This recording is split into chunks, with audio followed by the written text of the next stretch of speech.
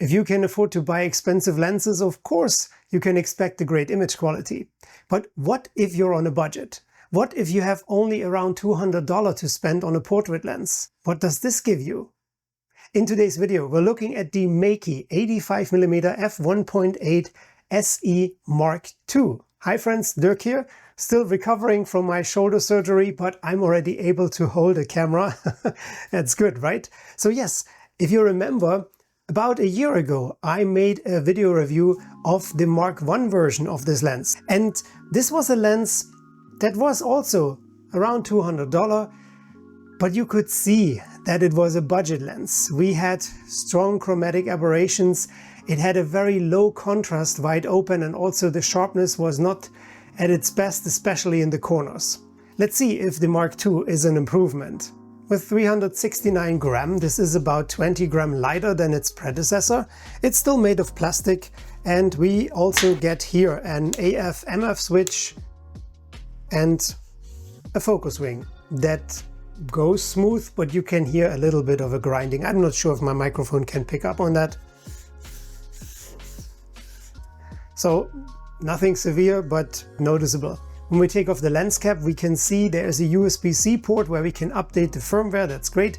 And we can also see an advice to do this with a link where we need to go. It has 11 elements in 7 groups, but what's special about this lens is it has 11 aperture blades. Most 85mm lenses have 9.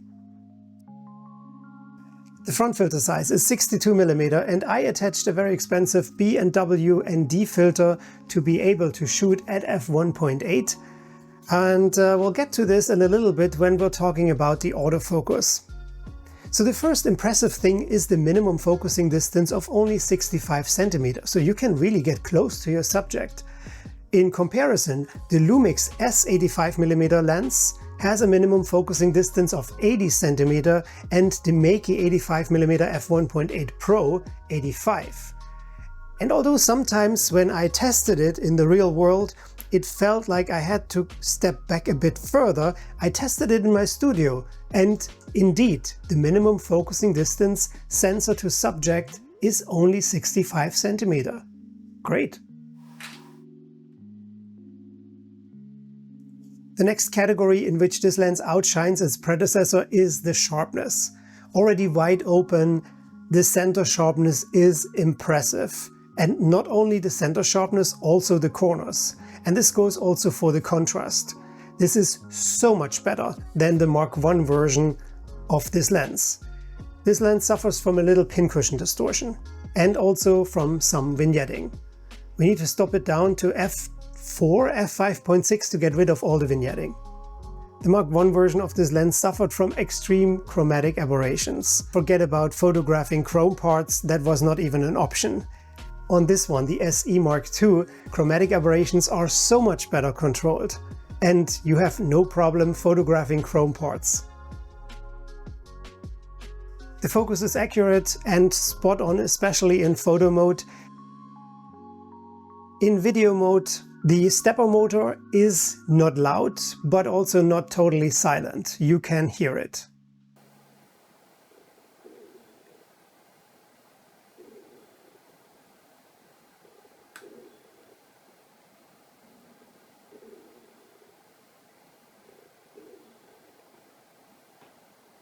If you have enough distance to your subject, focusing is not an issue. If you're getting too close, even within your minimum focusing distance, then there is a bizarre focus pulsing that we have to deal with.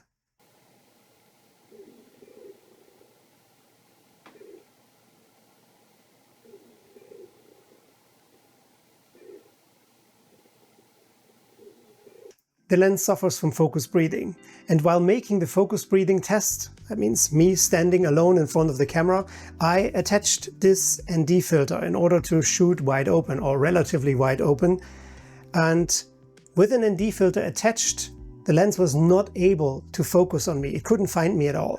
So I had to take it off, and then it was not a problem. The focus itself is very slow, but that's also not an issue. I can wait a little, I'm still young.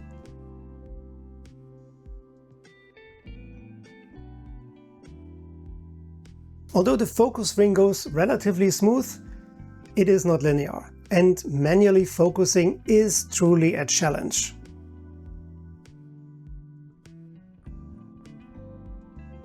But what I was not expecting at all is the bokeh this lens can create. When you compare the bokeh balls, you can see that it is on par with the Meike 85mm f1.8 Pro and even with the Lumix S 85mm f1.8.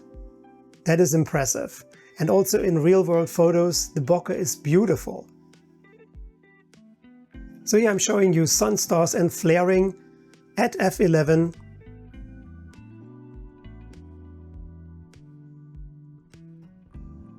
And also at f16.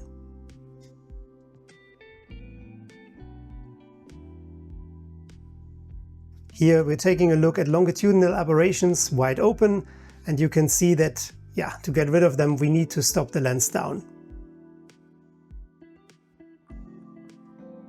The Meike 85mm f1.8 SE Mark II, what a long name, currently retails at $230. I was lucky. When I bought it just a couple of weeks ago, it retailed at $189, and I think they understood that there is more value here, so they increased the price. Well, is it worth it? I think for portrait photographers on a budget, it is definitely a good compromise. It is still a compromise. I mean, don't get me wrong, you can see the difference between this lens and photographs taken with a much more expensive lens. But it is sharp, it has a good contrast, it has a fantastic bokeh. So yes, for a photographer on a budget, you get more than you pay for. If you're looking for a budget lens for video, I don't think I would recommend this lens because of the focus breathing, because of the noise from the stepper motor, because of the focus ring.